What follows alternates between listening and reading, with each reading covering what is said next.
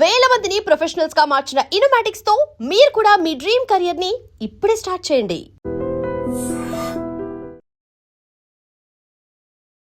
కృష్ణ గారి సినిమాలు చూసినప్పుడు కృష్ణ గారు లాంటి హస్బెండ్ రావాలి అనుకున్నా. చాలా అందగారండి కృష్ణ గారు. నేను కృష్ణ గారి ఫ్యాన్ చాలా. పిచ్చి, నేను పిచ్చి. అందుకనే ఈ ఎక్కడో ఇంటర్వ్యూలోని నేను చెప్పిన మాట విని విజయ నిర్మల గారు నన్ను హీరోయిన్ గా పెట్టారు ఆయన పక్కన. ఓహో. పెట్టి ఏ కవిత ఇట్రా, క్రష్ ఉంది కదా నీకు, పో లవ్ సీన్ ఉంది దున్నే. అదంటే అందరు హీరోస్తో బ్రహ్మాండంగా యాక్ట్ చేసేదాన్ని. నేను ప్రేమించి గ్రేట్ ఫ్యాన్ అయిన కృష్ణ గారి దగ్గర మాత్రం అట్లా ఉండేది. ఇలాగే ఉండిపోయింది, స్టిఫ్గా ఉండిపోయేదాన్ని. ఏ కవిత, ఆవిడ కపిత అంటారు, ఎందుకని అడగండి, కోతి అంటారు. కపిత అంటే అర్థం తెలుసా? వచ్చేస్తున్నావు పిలిస్తే అన్నారు. కవిత అన్నంటే సార్ వస్తున్నాను వస్తున్నాను. ఏమని పిలిచాను? మీరు కవిత అన్నారా? అదే సరిగ్గా వినాలి, కపిత అన్నాను నేను అంటారు. నీ కవిత అంటే అర్థం తెలుసా అన్నాడు. తెలీదు. కోతి. అయితే మీరు నన్ను కోతి అంటున్నారు అంటే అది కాదు, దానికి ఇంకో పేరుంది, అల్లరి. అదే కృష్ణ గారితో నేను యాక్ట్ చేస్తున్నా. మొత్తం ఆవిడ ఎన్ని సినిమాలు కంటిన్యూస్గా కృష్ణ గారితో నేను హీరోయిన్గా చేశాను. ఎప్పుడు ఆయన 5 నిమిషాలు కూడా నిలబడి నేను ఎప్పుడు మాట్లాడలేదు. మేబీ అది గౌరవం అనుకోవచ్చు. ఆయన అంత పిచ్చిందని ఆవిడ చెప్పారుగా, ఆవిడ నా ముందే చెప్తున్నారు. మీరంటే పిచ్చి, ప్రాణం, మీ ఫ్యాను, మీ అభిమాని. ఆయన ఊరికి అవునా అవునా అనేవారు, అంతే అంతే కదా. ఆయన మితభాషి, ఆయన చాలా మితభాషి కాబట్టి వండర్ఫుల్ హ్యూమన్ బీయింగ్, ఎక్సలెంట్. కానీ మిగతా హీరోలందరూ కూడా మంచిగా డీసెంట్గా డిగ్నిఫైడ్గా ప్రవర్తించేవారా? మీరంటే భయపడేవారా? మీరంతా కలిసిపోతారు, లేకపోతే మన ఇంటి అమ్మాయి అని కలుపుకుపోయేవారా? ఏమో మరి, నేను యాక్ట్ చేసిన నా హీరోస్ నాకు దగ్గర దగ్గర అన్ని టాప్ హీరోస్ అందరితో చేశాను, ఇంక్లూడింగ్ సుధాకర్ కానీ, ఈశ్వర్రావు గారు కానీ, నరసింహరాజు గారు కానీ. I can't remember even. మీకెందుకు ఎప్పుడు గరిటకాడ పెట్టి జడేసేవారు గట్టిగా? గరిటకాడ అంటారు, గరిటకాడ లాంటి జడ అంటే టైట్గా జడ వేశారు మీ క్యారెక్టర్స్కి. కొన్ని క్యారెక్టర్స్ నాకు ఇంకా గుర్తు, టీవీలో వచ్చే సినిమాలు చూసి అనుకునే నేను ఎక్కువ విలేజ్ క్యారెక్టర్స్ ఎక్కువ టైట్గా జడేసేవారు. ఇప్పుడు చూడండి వదులుగా వేసుకున్నారు, ఎంత మామూలుగా టైట్గా. అది మీ డెసిషనా లేకపోతే కాస్ట్యూమ్? లేదండి, డైరెక్టర్. మీ అమ్మాయిని అవుతుంది. Directors getups. ఇప్పుడు ప్రెసిడెంట్ పేరమ్మ చేశాను. ప్రెసిడెంట్ పేరంలో తలకి నూనె రాసి ఇంత అందరూ అనుకున్నారు నేను సవరం పెట్టుకున్నాను అనుకున్నారు. But that my original hair. నా ఒరిజినల్ హెయిర్ ఈ మోకాళ్ళు దాటి ఇక్కడ వరకు ఉంటుంది. ఒక్కొక్క జడ ఇంత ఉంటుంది. నేను 2 కలిపి 2 జడలు వేసుకుంటే ఇంత ఉంటుంది. సపోజ్ 2 కలిపితే ఇంత వెడల్పు అయిపోతుంది జడ. అంత థిక్నెస్ అని, ఒత్తు హెయిర్ అనమాట. ఇంత పొడుగుండేది. ఫ్యామిలీ క్యారెక్టర్స్కి ఇబ్బంది ఉండేది కాదు. మోడ్రన్ వచ్చేటప్పటికి మా హెయిర్ డ్రెస్సర్స్ రోజు అది కట్ పండుగ చొల్లి, అదే చెప్తున్నా, అది చుట్టండి అని మా అమ్మ చెప్తే మేము చేయలేము, ఇంతవరకు కట్ చేయమా, ఇంతవరకు కట్ చేయమా, పోనీ ఇంతవరకైనా కట్ చేయమా అంటే ఇంకా నేను ఏడుపు. నాకు సినిమాలే వద్దు, నేను ఈ విగ్గులు నేను పెట్టుకోను, నా జుట్టు కట్ చేయొద్దు, ఏ మోడర్న్ డ్రెస్ వేసుకుంటే జుట్టు ఇంత పొడుగు ఉండకూడదు, గొడవ పెడితే నాకు దండం పెట్టి మా హెయిర్ డ్రెస్సర్లు నీగ్రోస్ లాగా ఇంతంత జళ్ళు వేసి వాటిని మొత్తం లోపల పెట్టి పిన్నులు పెట్టి నెట్ వేసి దానిపైన ఇంతంత విగ్గులు పెట్టేవారు. కానీ మీరు అబ్జర్వ్ చేయండి సార్, ఎప్పుడైనా ఆ విగ్గులు కూడా ఇంత ఎత్తు ఉంటాయి, ఎందుకంటే లోపల అంత జుట్టు. సో బట్ నేను ఎప్పుడు కూడా నా ఒకే ఒక డిసప్పాయింట్మెంట్ ఏముండేది అని అంటే, కొంతమంది రాఘవేంద్రరావు గారి డైరెక్షన్లో నేను హీరోయిన్గా చేయలేదు. దాసరి నారాయణరావు గారి సినిమా ఒక్క ప్రేమాభిషేకం. అందరూ ఏమంటారంటే అప్పుడు రాఘవేంద్రరావు, నువ్వు చూస్తేనే చిన్న పాపలాగా అనిపిస్తావు, మా కంటికేమో మా ఆనట్లేదు అనేవారు. ఇట్స్ ఓకే, ఎందుకంటే వాళ్ళ పాయింట్ ఆఫ్ వ్యూలో they should feel comfortable. Correct. So but still I achieved so much. You are completely, మీ స్పేస్ మీకుంది. అంటే మీ స్పేస్లోకి ఎవరు రాని ఒక స్పేస్ మీరు క్రియేట్ చేసుకున్నారు మీకోసం. ఆంధ్ర గవర్నమెంటు చెన్నారెడ్డి గారు ఆయన సీఎంగా ఉన్నప్పుడు నాకు కళాసుందరి బిరుదు ఇచ్చారు. ఆ ఇయర్ ఎవరికి ఇవ్వాలి అని అనుకుంటే నా మూవీస్ ఆ ఇయర్లో ఎక్కువ రిలీజ్ అయ్యాయి. కళని పోషించే సుందరి అనే ఒక బేసిస్లో కళాసుందరి అని చెప్పి నాకు బిరుదు ఇవ్వడం జరిగింది.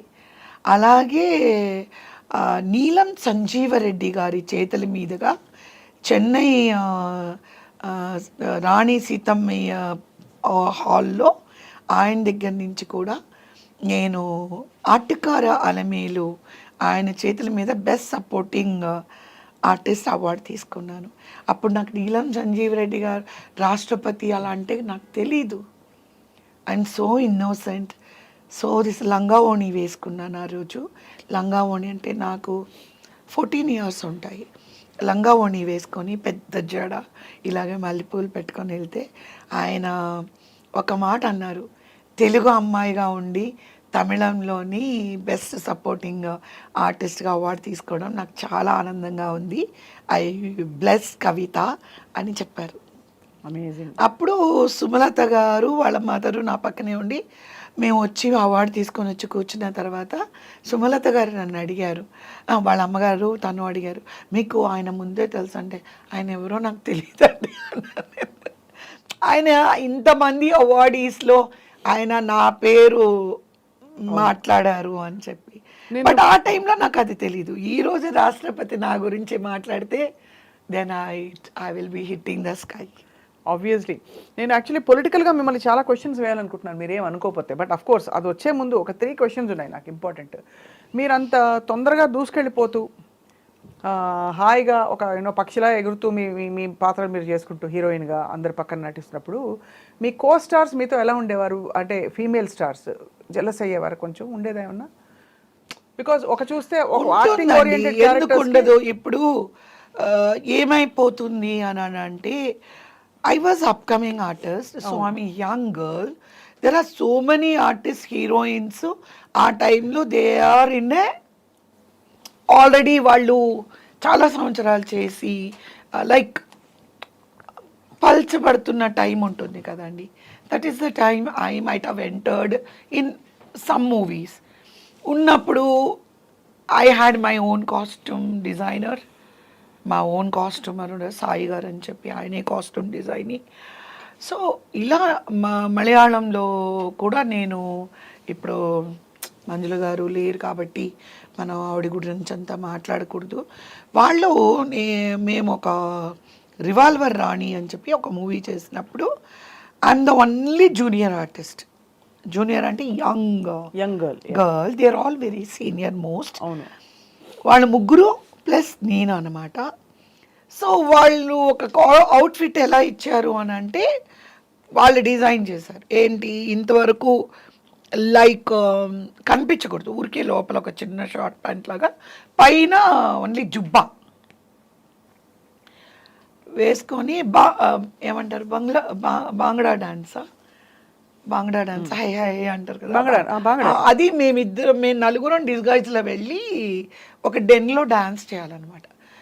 బట్ మా సాయి గారు ఏం చేశారంటే పక్కా ఆ బాంగ్డా డాన్స్ సైడ్ కుర్చీలో వచ్చి లుంగి ఉంటుంది కదా, అలాగా స్లిప్ ఇన్ షూస్, పైన జుబ్బా మీద బెల్ట్ పెట్టుకొని ఇట్ ఫుల్ కవర్డ్ డ్రెస్ అనమాట. ఇక్కడ వరకు నాకు టైట్స్, లాంగ్ టైట్స్ ఇచ్చి ఒకవేళ కాల్ అవి లిఫ్ట్ చేసినా కూడా బాగుంటుంది. 1 week షూటింగ్ ఆగిపోయింది అక్కడ కూడా. మేము ముగ్గురం ఎలా వేసుకున్నాము, so I don't bring names. So Kavitha మాత్రం అలా వేసుకుంది, మాకు మార్చండి లేదా కవితకు మార్చండి అంటే, then the director was telling మలయాళంలో ఇట్లాంటి బట్టలన్నీ వేసుకోవాలి, మీకు లేదంటే మా మదర్ చెప్పారు వద్దు మీ అడ్వాన్స్ తీపి పంపించేస్తాము, ఐ విల్ గో బ్యాక్. ఇదే మీరు స్విమ్మింగ్ పూల్లో స్విమ్మింగ్ డ్రెస్ అంటే నేను ఒప్పుకుంటాను, ఇట్స్ ఓకే. అక్కడికి వెళ్ళి నేను లుంగి కట్టుకుని వస్తానంటే మా మదరు ఆవిడంతా విలేజర్ అయినా కూడా మా అమ్మాయి స్విమ్మింగ్ కాస్ట్యూమ్ కూడా వేసుకుంది. ఒక బాంగ్లా డాన్స్ అంటే ఎట్లా అవుట్ఫిట్ మీరు అదే కదా వేయాలి, మీరు కింద లుంగి తీసి ఉట్టి జుబ్బా వేసుకొని మీరు డాన్స్ చేయమంటున్నారు, చెయ్యము మేము వెళ్ళిపోతామని అన్నీ ప్యాక్ చేసుకున్నారు. మరి ఏమనుకున్నారో ప్రొడ్యూసరు, ఇట్స్ ఓకే అని చెప్పేసి నేను మాత్రం అదే కాస్ట్యూమ్లో చేస్తే, బట్ ఆ ముగ్గురు ఆర్టిస్టులు హోల్ షెడ్యూల్ నాతో మాట్లాడలేదు. అయ్యయ్యా. See, I don't ఎవరున్నారు have- మంజుల గారు? జయకుమారి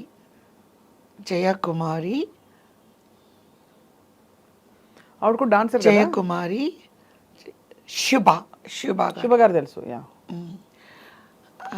సో మాట్లాడలేదు.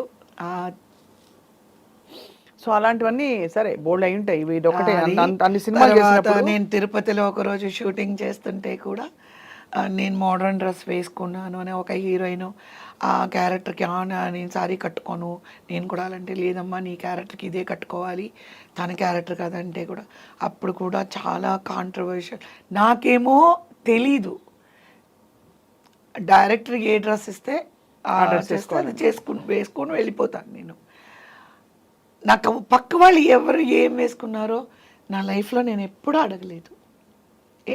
C my guru is my director. What my guru designs the costumes అంటే unless until it is not obvious, అంటే అప్ సీన్గా ఉంటే ఆబ్వియస్లీ నేనేం మాట్లాడను. నేను ఎప్పుడు డైరెక్టర్స్తో మాట్లాడలేదు, నేను ఇది వేసుకోను అది వేసుకోను ఇదేంటి అదే, everything spoken by my mother. Right. అమ్మ చెప్తారు మీరు ఇలా ఉండకూడదు. ఈ సినిమా ప్రొడ్యూసర్ వచ్చినప్పుడే నేను ఇది ఇది ఇది ఇలా ఉండకూడదు, ఇదన్నిటికీ ఓకే అంటే మేము చేస్తాం, లేదంటే మేము చెయ్యం. రేప్ సీన్స్ ఉన్న సజెస్టివ్ షార్ట్స్ ఉండాలి, నాట్ ఇన్ ఎ వల్గర్ వే. అలా కనుకుంటే మేము చెయ్యం. ఇలాంటివి నేను లైఫ్లో నేను ఎప్పుడూ డైరెక్టర్స్తో నేను మాట్లాడలేదు. హీరోయిన్గా ఉన్నప్పుడు నాకు అసలు ఏమీ తెలీదు. అమ్ముంటారు కవి ఈ డ్రెస్, ఇవాళ ఈ కూరగాయలు అమ్ముకునేది, ఇవాళ నువ్వు రాణి గెటప్, లేదా ఇవాళ స్టూడెంటు, ఇవాళ రాణి రుద్రమ్మదేవి గెటప్, ఏం అమ్మని కూర్చుంటాను, వాళ్ళు రెడీ చేస్తారు, వెళ్తాను చేస్తాను అంతే.